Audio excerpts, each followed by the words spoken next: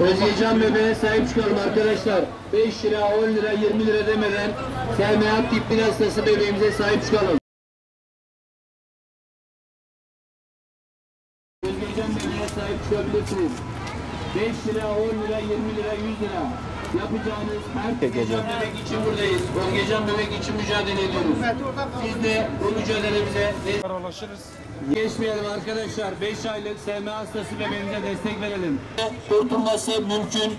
Yurt dışındaki ilaçlarına kavuşmasıyla mümkün tabii ki. Dünyanın en pahalı ilacı. Sizlerden ricamız Özgecan'ın çıkmayan sesi olalım. SMA tip 1 hastası Özgecan Tutuş'un babasıyım. Özgecan 5 aylık ölümcül bir kas hastalığıyla mücadele ediyor. Özgecan Türkiye'de SMA teşhisi tanısı en erken konulmuş bebek durumunda. Özgecan'ın yaşaması, kurtulması mümkün ama bunun tek yolu yurt dışındaki Zolgensma adında ilacına kavuşması, kurtulması ona bağlı. Zolgensma ilacı dünyanın en pahalı ilacıdır.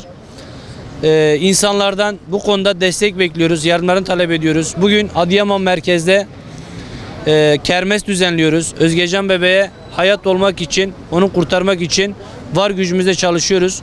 Bütün duyarlı, vicdanlı, merhametli insanlardan Özgecan bebek adına yardım bekliyoruz. Hepinizden Allah razı olsun.